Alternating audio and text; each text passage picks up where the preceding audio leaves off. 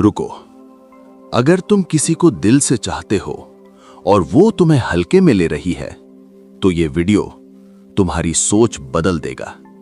क्योंकि आज जो सच तुम सुनने वाले हो, वो 99% लोगों को कभी समझ नहीं आता।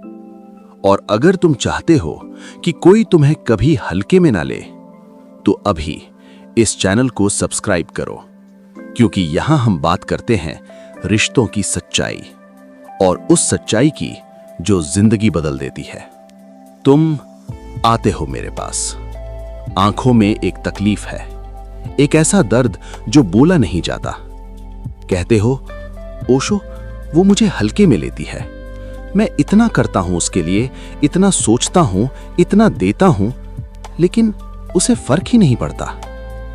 मैं तुम्हारी तरफ देखता हूं और मुस्कुराता हूं। तुम शायद सोचते हो, ओशो क्यों हंस रहे हैं? ये कोई हंसने की बात नहीं है, लेकिन मैं इसलिए मुस्कुराता हूं क्योंकि तुम्हारा दर्द असली है, लेकिन तुम्हारी समझ अभी अधूरी है। रुको, एक पल के लिए रुको और सुनो। पहली बात, कोई तुम्हें हल्के में तभी लेता है जब तुमने उसे इजाजत दी हो। हां, ये कड़वी बात है, लेकिन यही सच है। तुमने इजाजत दी है। कैसे?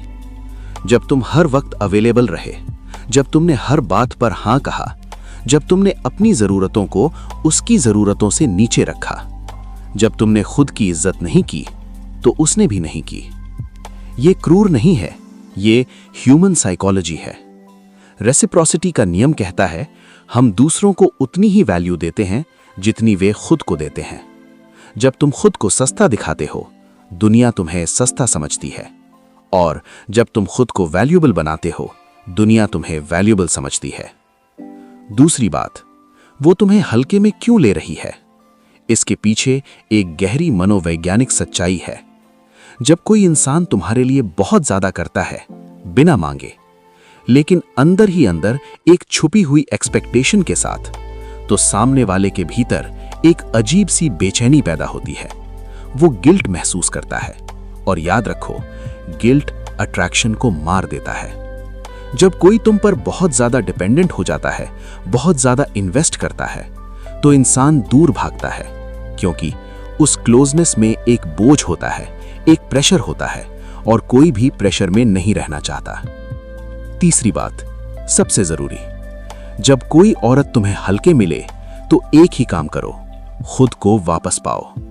ये कोई ट्रिक नहीं है, कोई मैनिपुलेशन नहीं है, ये एक गहरी साधना है। जब तुम डेस्परेट हो जाते हो, नीडी हो जाते हो, तो तुम खुद को खो देते हो। तुम्हारी दुनिया सिकुड़ जाती है, तुम्हारे सपने पीछे चले जाते हैं, तुम्हारी पहचान धुंधली हो जाती है, और तुम बस उसी एक इंसान के इर्द गिर्द घूमते रहते हो। और यही सबसे बड़ी गलती है, क्योंकि जिस दिन तुमने खुद को खो दिया, उसी दिन तुमने उसे भी खो दिया।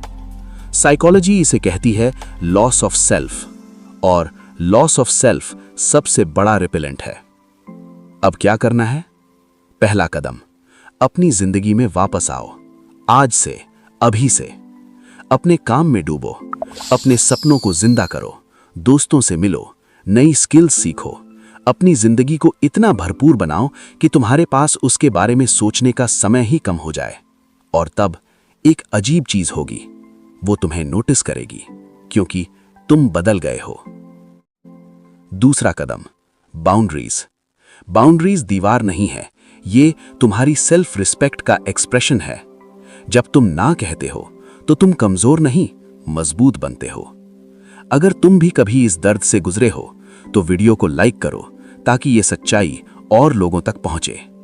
तीसरा कदम, इमोशनल डिपेंडेंसी तोड़ो। जब तुम्हारी खुशी किसी एक इंसान पर डिपेंड हो, तो तुम कैद में हो। इससे बाहर निकलने का एक ही रास्ता है, खुद के भीतर उतरना। चौथा कदम, जाने दो। उसे कंट्रोल करने की कोशिश छोड़ दो। जितना तुम पकड़ोगे वो उतना दूर जाएगा, जितना तुम छोड़ोगे वो उतना पास आएगा। पांचवा कदम, सच का सामना करो। खुद से पूछो, क्या ये रिश्ता तुम्हारे लिए सही है? अगर कोई लगातार तुम्हें वैल्यू नहीं कर रहा, तो शायद वो रिश्ता तुम्हारे लिए नहीं है। कुछ रिश्ते बचाने के लिए नहीं, सिखाने के लिए होते हैं। आखिरी बात, ये तुम्हारी गलती नहीं है, लेकिन ये तुम्हारी जिम्मेदारी है। आज से, अभी से खुद को वापस लाओ, अपने सपनों को जियो, अपनी इज्जत खुद करो, और फिर देखना दुनिया बदल जाएगी। क्योंकि जब तुम बदलते हो, दुनिया बदल जाती है। प्रेम एक दरवाजा है जो अंदर से खुलता है, और वो तभी खुलता है जब तुम पहले खुद से प्रेम करना सीखते हो। अगर आज की बात तुम्हारे दिल को छू गई है, तो याद रखना तुम अकेले नहीं हो। और अगर तुम चाहते हो कि तुम खुद को समझो, रिश्तों को गहराई से समझो, और कभी किसी के सामने कमजोर महसूस ना करो, तो अभी इस चैनल को सब्सक्राइब करो, क्योंकि यहाँ हर वीडियो तुम्हें अंदर से मजबूत बनाने के लिए है। खुद को बदलो, दुनिया अपने आप बदल जाएगी।